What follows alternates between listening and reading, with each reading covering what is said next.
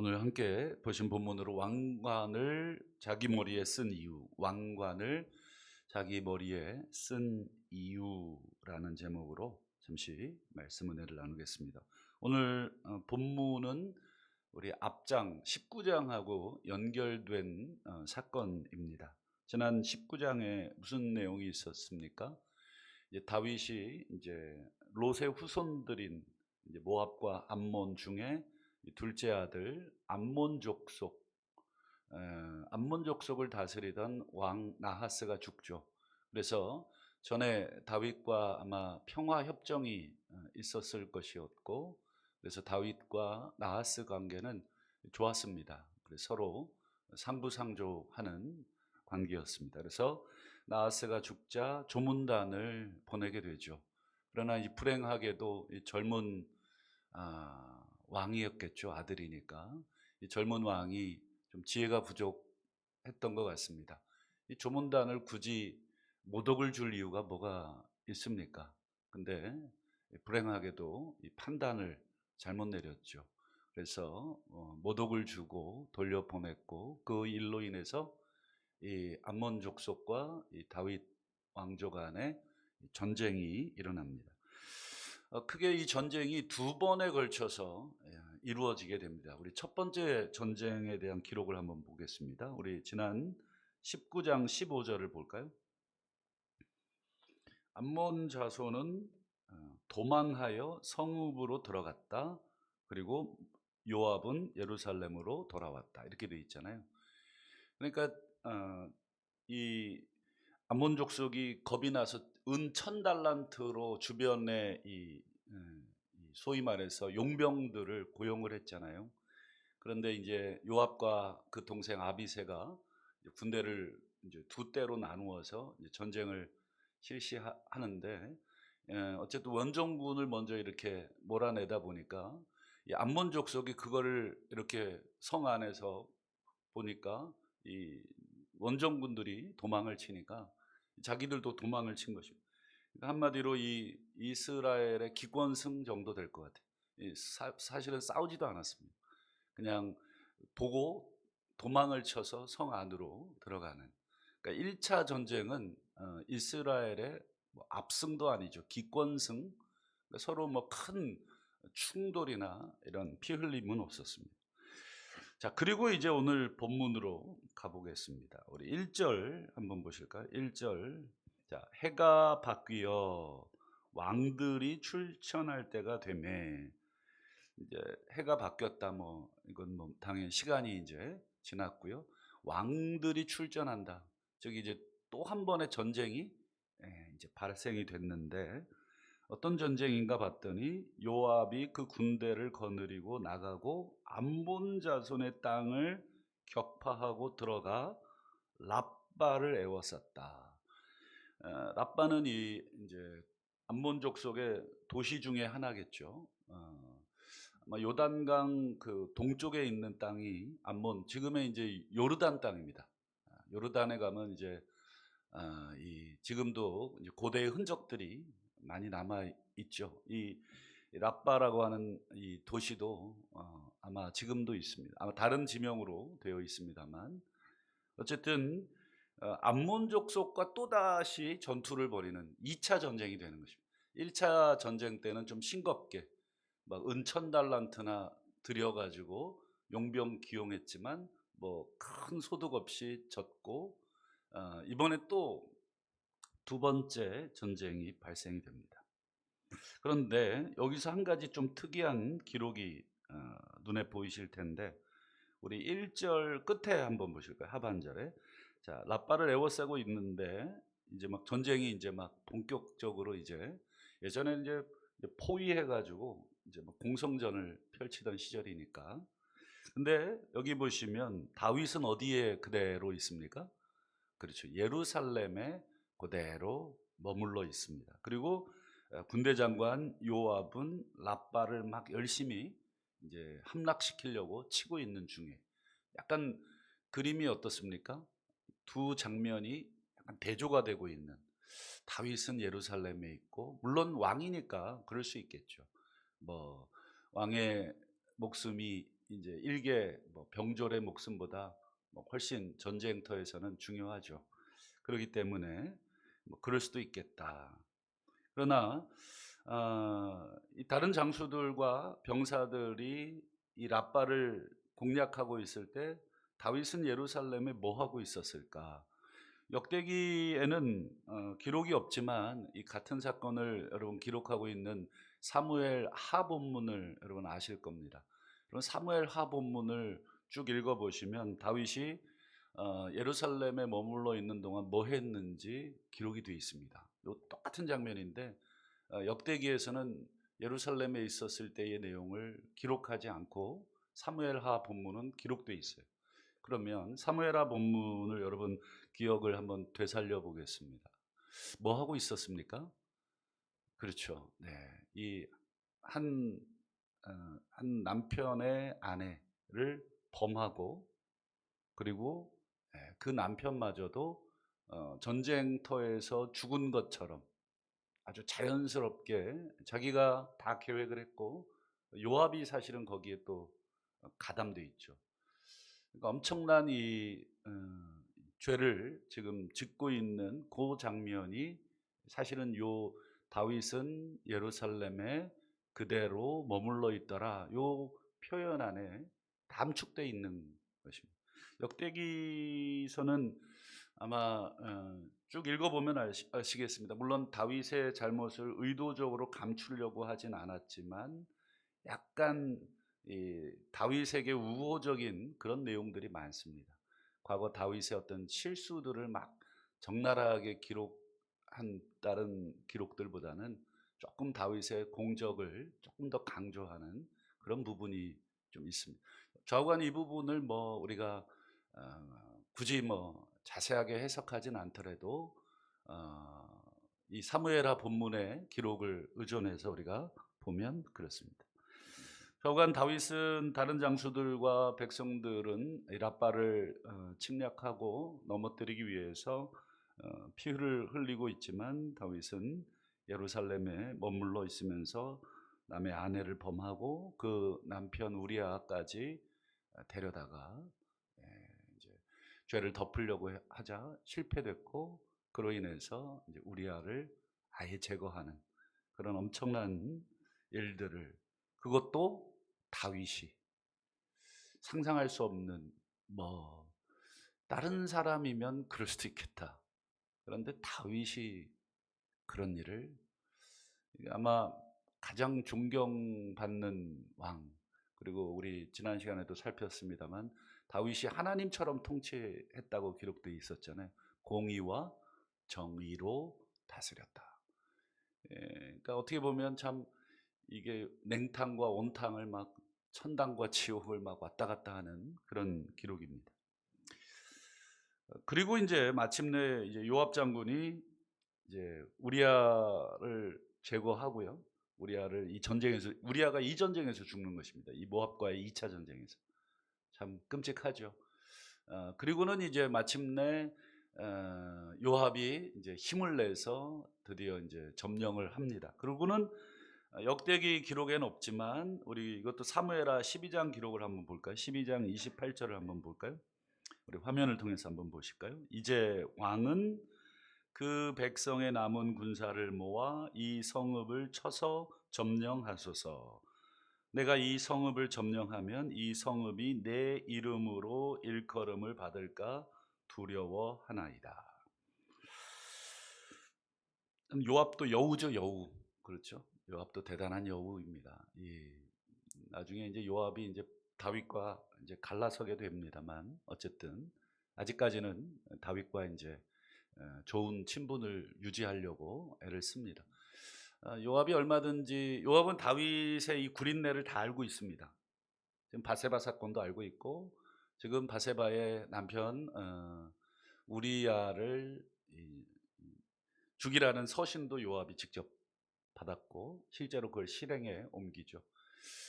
그러니까 어떻게 보면 이미 뭐 우리 애들 말로 짝짝꿍이 다 되어 있는 상황에서 마지막 이 피니시를 딱 찍어야 되는 뭐 다 이미 끝내 문 다 열어놓고 이제 다 결박해놓고 이제 다윗을 딱 오시라고 마지막 딱 저기를 하시라고. 아유, 나 같으면 어떻게 했을까? 물론 뭐 이렇게 한다고 다윗을 욕할 그런 시대는 아닙니다만, 인간적인 측면에서 지금 다윗은 예루살렘에서 무슨 일을 하고 있었는지 본인도 알고, 그리고 요압도 알고, 그리고 알만한 사람들은 또 알았을 수도 있겠고, 그리고 이 전쟁에서 지금 백성들이 이제 희생자도 있었을 겁니다만, 결국은 이제 왕 오셔서 이제 딱 마무리하시라고. 참, 무슨 군대에서 뭐 사단장 축구하는 것도 아니고 딱 골문 앞에 제껴놓고 딱 세워놓고 사단장 드리블 치면 다 쓰러져 주고 이제 슛만 쏘면 뭐 되게 만들어 놓은 건데, 참 이 부분에 있어서 다윗은 이렇게 하죠. 20절 보죠. 20절 본문, 오늘 역대상 20장 20절. 다윗이 그 왕의 머리에서 보석이 있는 왕관을 빼앗아 중량을 달아보니 금이 한 달란트라. 그리고 그들의 왕관을 자기 머리에 쓰니라. 그 왕관이 금으로 한 달란트. 그러니까 뭐 정확하게 뭐 이 당시 금의 한 달란트 무게가 정확하게 기록이 되어 있지는 않습니다. 뭐 근데 하여튼 많은 한 달란트라도 많은 것은 틀림없습니다. 그래서 대략적으로 기록을 살펴보니까 고대 바벨론 어떤 무게 그 단위로 어떤 그 기록에는 금 한 달란트가 금 60kg 정도 되는 분량이다. 그리고 아주 보수적으로 낮게 잡아도 30kg 정도는 된다는 거예요. 금 30kg. 금 요즘 뭐죠? 저는 이 단위를 잘 모르는 금 한 돈인가요? 금 한 돈이 찾아보니까 3.75g이더라고요. 4g이 안 되는, 뭐 4g이 어느 정도인지 감이 잘 안 오지만 요즘 뭐 한 돈에 한 50만 원 합니까? 그러니까 요즘 시세로 하면 뭐 어쨌든 금 30kg면은 뭐 엄청난 돈이겠죠. 거기에다가 보석이 박혀 있어요. 그러니까 어떤 보석인지는 모르겠습니다. 보석도 있고 금으로 돼 있고 그 엄청난 무게의 그러니까 30kg 최소한 잡아도 보석까지 치면 한 40kg는 되지 않겠어요? 이게 뭐 들기도 무거워요. 그러니까 엄청난 이 가치의 금을 자기 머리에 딱 한번 디스크 걸리겠어요.